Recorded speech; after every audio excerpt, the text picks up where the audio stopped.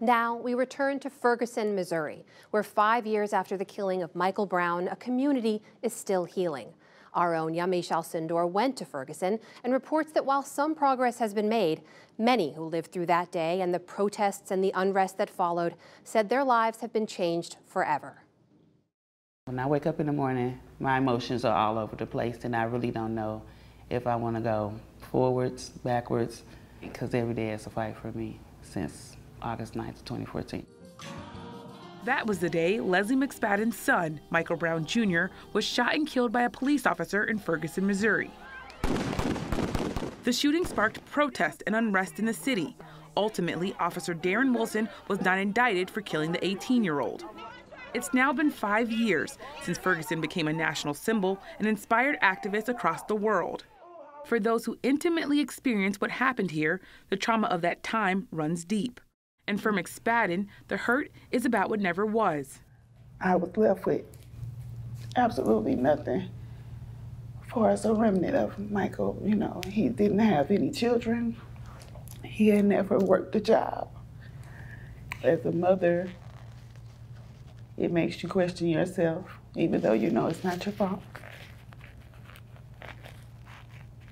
But that's what I've been dealing with for the last 5 years.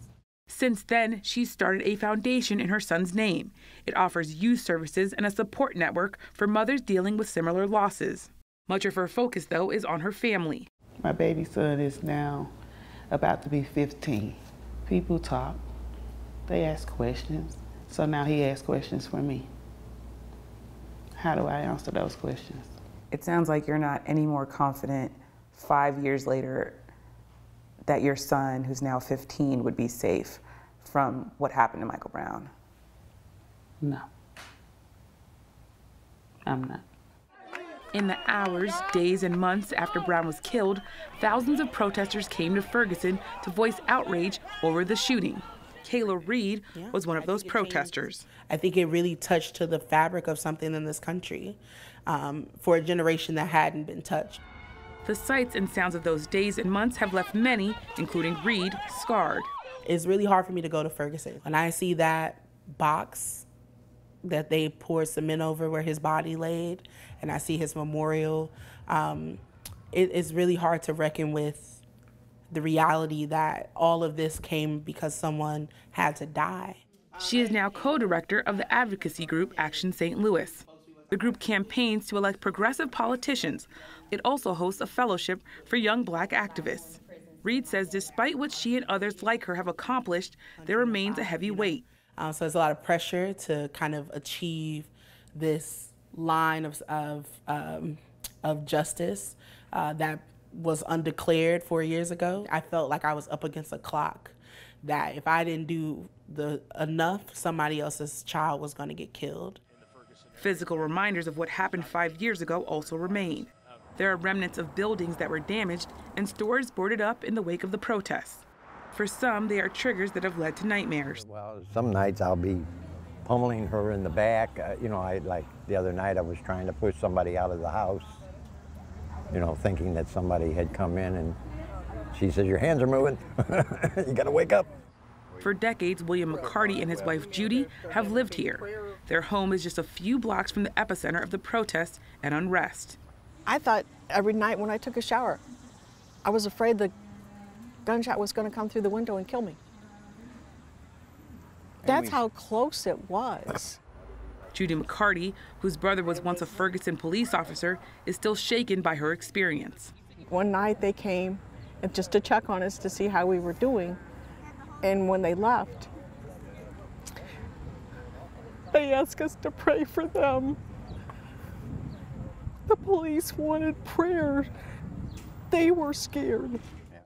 For Joshua Williams, who was a prominent protester, the consequences are even more stark. I saw Michael Brown and Trayvon Martin, Tamir Rice, Sandra Bland. I saw all those people. And most importantly, I saw myself, because I could have been one of those people on the ground under this sheet. Williams, then 19, was arrested after he tried to set fire to a gas station. There was little damage to the building and no one was injured. Williams pled guilty to arson, burglary, and stealing. He was sentenced to 8 years in prison. Williams says he regrets what he did, but adds he did it for a purpose.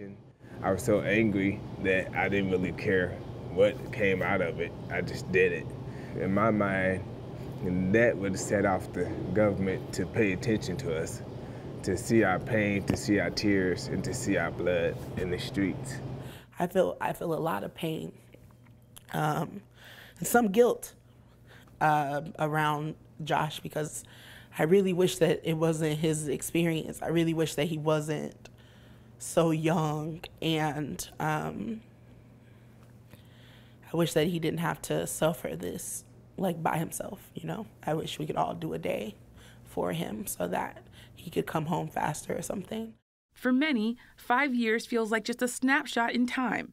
Residents and activists say it will take much longer to address long-standing issues and the new ones emerging. When Leslie McSpadden reflects on the next 5 years, she again turns to her family. In 4 years, my son will graduate from high school. In 2 years, my daughter will graduate from college. I just want to be here to see it all. Through it all, I'll just continue to be their mother, endure what comes my way, and pray about better days for Ferguson. For the PBS NewsHour, I'm Yamiche Alcindor in Ferguson, Missouri. And a note about last night's story on the changes taking place in Ferguson. We misidentified the political affiliation of former St. Louis County Prosecutor Bob McCulloch. He is a Democrat. We also stated St. Louis County jail population has declined by 20% since new prosecutor Wesley Bell took office. That number should be 16%. We've posted a corrected version online where you can watch the entire series at pbs.org/newshour.